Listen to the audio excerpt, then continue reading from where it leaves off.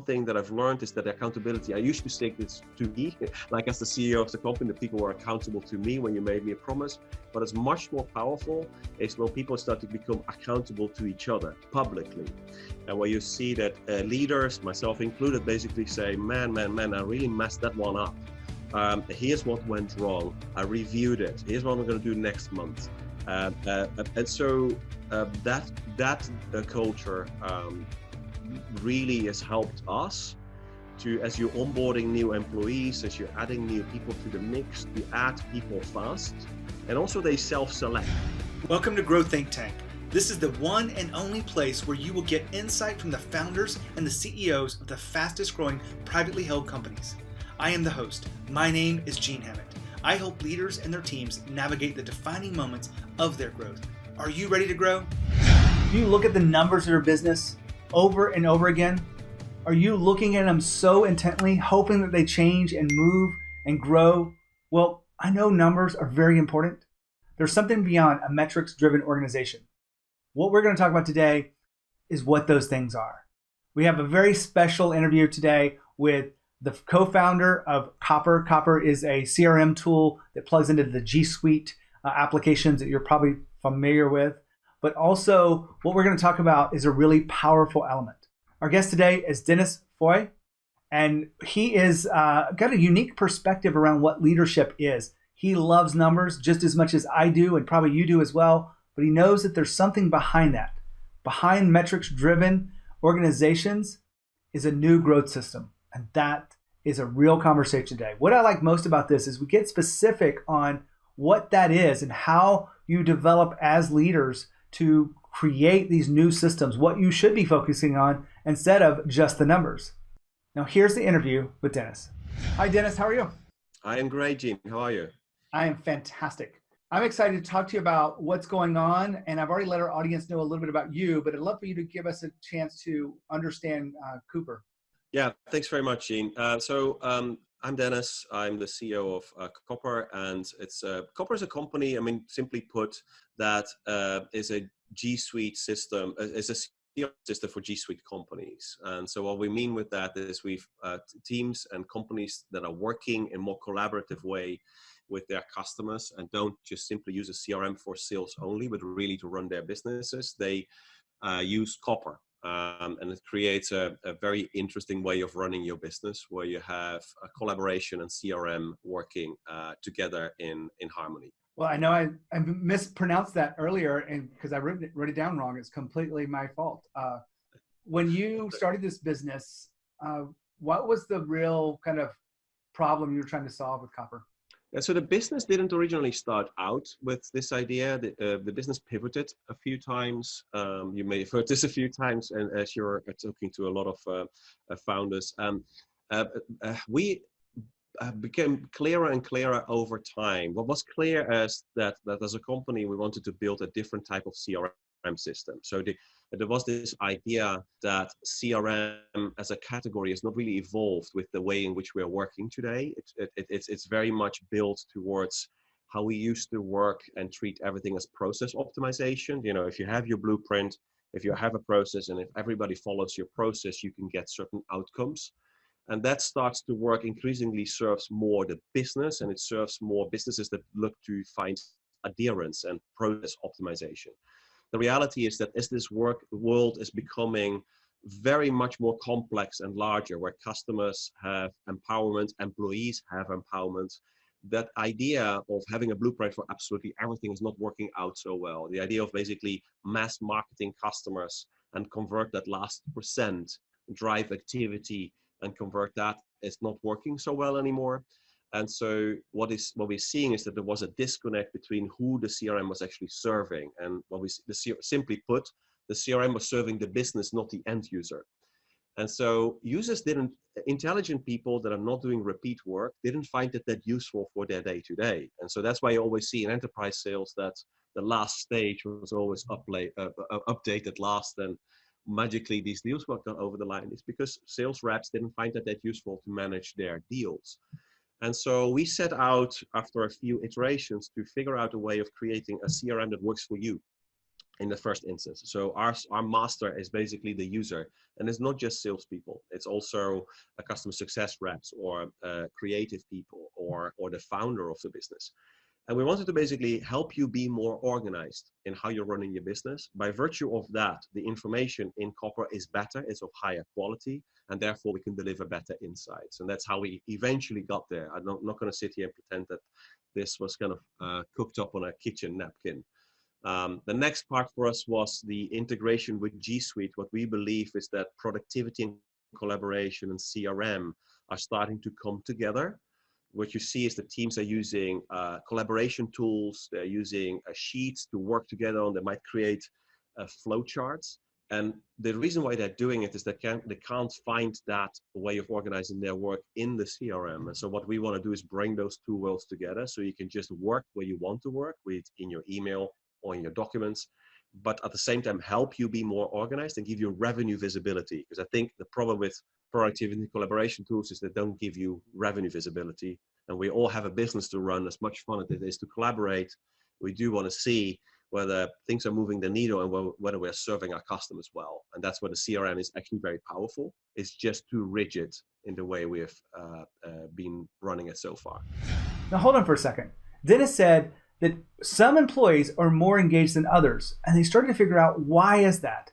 Well, from my research, it's when employees feel included into the different aspects of the business, they feel a higher degree of ownership. They feel that ownership is available to them. And it doesn't have to be the financial kind that's, options or actual percentage of shares and things like that. It can be the way they're led, the way they're treated, the way they're empowered. If you have that kind of leadership, you really do have a different sense of engagement. Now back to Dennis. So to make sure that the audience hasn't tuned out but stays with us, we're going to talk about, creating the kind of company you've created, the fast growth, around 190 employees. Is that right? Yeah. You were at 19 million. You were number 115 on the Inc. list. That level of growth, I'm sure you've learned something about leadership and styles that maybe even go against what a lot of people believe. So when I ask you this question, what within your leadership really drives growth? What comes to mind first? What comes to mind first to me is a shared mission and accountability. Those are probably the two biggest things that I think about. It's the third time I'm CEO of a company. Our previous company was a larger company that Copper is today, but increasingly so. I do feel that your ability to build share accountability, and shared is the operative word here, is a key driver for fast growth, because you can't otherwise keep up with it. So I think we got to define what shared accountability is. So how would you put that in context? Yeah, so I mean, it comes from a place of when you start to think about this, why do certain people perform so much better? Why are certain people more engaged than others? And so I was curious about this as I looked. You could talk to employees and say one employee is operating in a very stressful environment, but they seem to be highly engaged, very happy, high energy levels, and another might be struggling. So you're kind of thinking, why is that? They're performing the same work. And what I found is that there's usually two reasons. One is just how connected are you really to this overall mission and vision of the company? Do you really believe that you can make a dent in it, and your own contribution is an important part of that? So this belief that it's winnable, what you're doing, that you're part of a winning journey. That accountability and why it's shared is are you holding yourselves to stand? It's what growth comes from, right? So basically, are you being honest and dispassionate with yourself and your commitments that you're making? And are you holding yourself to account to your colleagues? So I think the one thing that I've learned is that accountability, I used to say this to me, like as the CEO of the company, that people were accountable to me when you made me a promise. But it's much more powerful is when people start to become accountable to each other publicly. And where you see that leaders, myself included, basically say, man, I really messed that one up. Here's what went wrong. I reviewed it. Here's what I'm going to do next month. And so that culture really has helped us to, as you're onboarding new employees, as you're adding new people to the mix, to add people fast. And also they self-select, because some people don't really want to work in an environment like that. It's not for everyone. But what does happen real quick is that uh, it's very clear what type of place you're in. And so it makes it makes it much faster to have people working together as a team, where you say, well, literally, we share information. And that's what I mean with shared. Many times I talk to people about just, regular accountability is a set of external checks and balances. But what you really want is a sense of ownership. What does that mean for you across your company? Yeah, so this goes quite far here at Copper. I think it all comes down to trust, right, and transparency. So, but unfortunately, these words are often very much used everywhere. The question is like, how real is it? And so, what I think people need to see is that ownership there's one standard for it, and so this applies to leadership from the top down, especially I think the CEO needs to demonstrate that. And so what we do is we have shared goals at the company level. So we have OKRs that we set at the quarterly level. These are OKRs at company and team level. We deliberately haven't gone down to individual levels because of the nature of our business, that we want to the velocity is so ferocious that we would really want to concentrate on teamwork and forge that. These goals we discuss every Friday. It takes us 30 minutes. It's the whole company on Zoom, online, wherever they are. And it's basically 5 objectives that we have for this quarter particularly, and then as drivers and accountables that basically will talk 1-2 minutes. So in 30 minutes, we go through the whole, through those 5 OKRs. We go through the business scorecard, which is basically the financial KPIs, and we go through highlights. It takes us 25 to 30 minutes to do the whole business, no more. And everybody, and there's literally over 100 people on that Zoom or physically present. What happens now is that basically people are committing to goals that are very challenging. So the nature of these OKRs is they are very challenging. They're unlikely to be fully realized. Anything, if you're batting 70%, you're doing well on those. So the reality is you're going to fail, right? In terms of if you set the bar at 100%, you're going to fail. And there you are talking to your team about what you're doing. And so this is what creates this accountability at what's happening. Are we improving? What happens how do we deal with failure? How do you communicate? Do you come up with a bunch of excuses? Or do you basically say, actually, this week I didn't really advance it much because I got sidelined by whatever, but here's my plan for next week. And so that is what we have instrumented. So top down. I also have goals, and I also report back to our team on those. And I also regularly fail. And so what people, I guess, see is that it's part of, like, there's nothing special about that. It's accepted. It's a cultural norm that's what we do. What isn't accepted is to talk basically to try and avoid the difficult concepts. So if you slip on something for 2 or 3 weeks, to not have a real conversation with the company and team about it. And then usually the questions that the team asks are pretty pointed. So you're likely not to get away with it. And so what we're starting to get is an environment where the accountability and ownership is expected from everyone. Failure is also accepted. But lack of accountability is not. Now, Dennis just talked about cultural norms. I'm kind of curious, are you tuned in to what your cultural norms are, the positive ones and the negative ones? Are you really taking the time to look at the organization and how people communicate, how they collaborate, any kind of politics going on? What are the standards at which you expect of others, how one-on-ones are done, and how teams are recognizing each other as they apply to the values of the organization? There's a lot of areas where you could look at the cultural norms, but your job is to tune into them. And if you don't have time, you're really missing that opportunity to be the leader that your team deserves. And back to Dennis. Does that make sense? It does. And I see this a lot with the patterns in this. And that's one reason why I do what I do, is to see enough conversations with fast growth companies to be able to look and see what's going on, this sense of transparency and having shared goals and having shared accountability. I really appreciate you being here. When we were, before we turned on the recorder today, you were talking about, venture capital has this perspective of the metrics that drive companies, and they really do over-index on that. From my perspective, they don't really look at the processes and the people behind this And you agree with that. Tell us a little bit about why that's such an important piece to fast growth. Yeah, I think this is probably one of the most important findings. So as we grow and as we use the money to fuel our ventures to kind of grow faster, there seems to be this ideology that there is a playbook for everything and that you have to look in a certain way. And you know, I'd love, if that was true, the batting average of venture capitalists would be higher than it is today. And it's in a very, very low single digits, as we all know. So the reality is a complete nonsense that you can literally go from product market fit to go to market fit, get your unit economics right, get a CAC to LTV of 1, 2, 3, pour more cash in it, and off you go and go to category leadership. It's just total nonsense.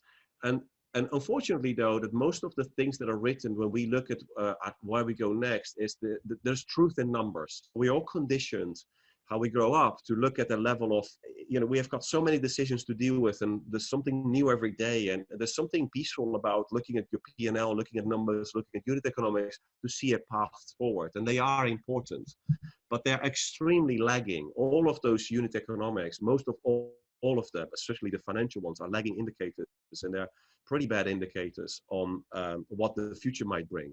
I definitely, as I said, this is the third time I did it. I used to be like a numbers guy. I would spot an error in an Excel spreadsheet, even if the CFO had looked at it. I would take great pride in that. But now I spend all of my time actually up behind those. So I spent my time in, like, let's take hiring, or let's take people. We all have hiring growth. So we've just got a bunch of venture debt in.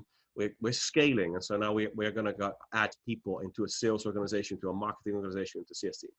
What tends to happen is that becomes a goal. So now all of a sudden we have a hiring goal of hiring so many of these people here, and we're creating a funnel for it. And so what I started to do is to start thinking, how good are we actually at hiring and enablement? So I started to say, is where are those people after months 1, 2, and 3 that we've just hired in January or in December? Are they working out? I asked managers, what's your batting average now on successful hires? We also ask managers that as part of the interview process. So how good are you at hiring? What do you give yourself out of 10? Your last, how many people did you hire, and how did that work out? What learn from them? Have you changed your interview techniques? Do you think it's more hiring or more onboarding? And my hypothesis is actually that, unfortunately, nothing beats hiring. I don't think you can beat good hiring. And so with all the enablement processes that we have, like onboarding, I don't think you can ever beat hiring if you're in a fast growing environment. And the reality is, if you look at that, how bad are we on that? How, you know, what instrumentation do we have to be better than all our competitors in the way we are sourcing our people? And if that takes longer, if you don't hit that 140 number, is that a bad thing? Like, maybe the metric should really be retained and activated hires at month 3. That might be a much better way of looking at hiring than basically we've hired a bunch of people off the street and now we're tapping ourselves on the shoulders that we've got 140 employees. But unfortunately, that's what we celebrate. We celebrate, we're past the 200 mark now. We're doing great.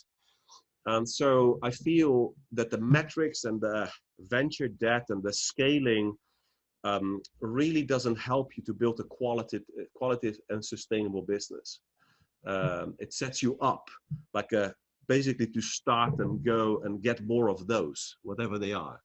This reminds me of a conversation I had the other day with a prospect, and we're still kind of in the conversations, and I wouldn't let anyone know who it was anyway, but they have a retention problem, and we isolated it to the first year, and it was a $3 million problem. Wow. And I asked him, I said, tell me, just walk me through your hiring process. And he goes, well, if they answer the questions right, we're in such need for people, we just give them a shot. And I was like, do you see how that could be wrong? Like, yeah. Especially when you're watching the lagging indicators of it costing you $3 million. When you look at leadership, Dennis, I mean, you've got a different perspective here, focusing on something other than the metrics. Like, you've already Profess, you are a numbers person, you've got scorecards, but you are going beyond. How do you encourage your frontline managers to accept that same kind of insight on leadership? Yeah, it's because I think it comes from, I love execution. I definitely see myself as chief execution officer, not in the nicest possible sense here. And so I think what often happens is people basically say it's numbers or something fluffy. And what we work with the team on, that there's nothing fluffy about being really solid on your processes, on your day-to-day processes, and really working with your people. There's nothing fluffy about it. Having really solid one-to-ones, having really great meetings that have very clear goals, very clear agendas, start on time, finish on time, that evolve. There are conversations that evolve. There's nothing fluffy about that. It's hard as well. Which conversations to have as a group, which conversations to have as smaller groups, which conversations to have one-to-one. And so I'm encouraging the team to have a level of precision and enjoyment out of the fact that that stuff is so much more important than the metrics. That if you do that, if you would spend 80%, you need to know your numbers, right? Otherwise you're a busy fool. But how long does it take you to know your numbers? Like, if you spend a few hours a week on it, you know your numbers. It's not that complicated. And if they're that complicated, there's something seriously wrong in the business. So you need to be, then they need to be simplified so that everybody can understand the numbers. Once you have that, you have a view, you can glance on it and you know your numbers. So if it takes you more than a few hours a week, it's probably, there's something deeply wrong and you need to dip into it and fix it and get out of it. So what I say to the team is basically be prepared, be mentally prepared, be organized, have crisp goal, let's execute. But the level of orchestration that we now have behind our OKRs, for instance, and how we report on those, it feels like a bigger company instrumentation, right? So we look at company, we're still a small company, we're fast growing, but we're very tight on projects, process, retrospectives, what went wrong, why did it go wrong, how could we have that goal so wrong?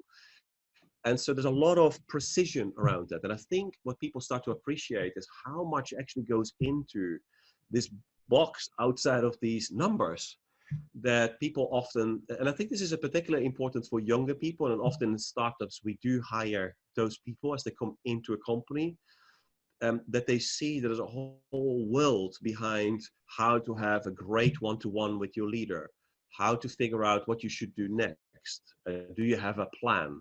And what's the difference between a goal and a plan, right? And have you broken the steps down? What are you looking to move? Is that what you're looking to move important in the grand scheme of things? Are you doing a lot of repetitive work? Why are you doing repetitive work? You shouldn't be doing repetitive work. So for me, it really comes down to revealing the layers behind all of that and talking about execution more and enjoying that. Well, I appreciate your perspective here, and I'm glad that we talked about this. How do we get the front line to accept these new leadership kind of paradigms? Because that's one of the hardest places for leaders to evolve to, is how do we really connect with that frontline leadership? Executive teams probably doing pretty well, but bringing on those new hires to accept these new levels of leadership. So Dennis, I appreciate you being here, and Copper is in good hands. I really appreciate you sharing your wisdom. Thank you. Appreciate that. I love this interview because it really is akin to the work I've been doing, and it's so deeply aligned around how do we go beyond traditional leadership, the numbers-driven organization, the ones driven on just strategy alone, aren't working and growing as fast as those that have the right people in place and are leading them in a way they feel a sense of ownership around what they're doing and their job and their role inside the organization. That's the core of what I do as a leadership coach. And if you have questions about your own leadership, your own company growth, make sure you reach out to me, Gene@genehammett.com. As always, lead with courage. We'll see you next time.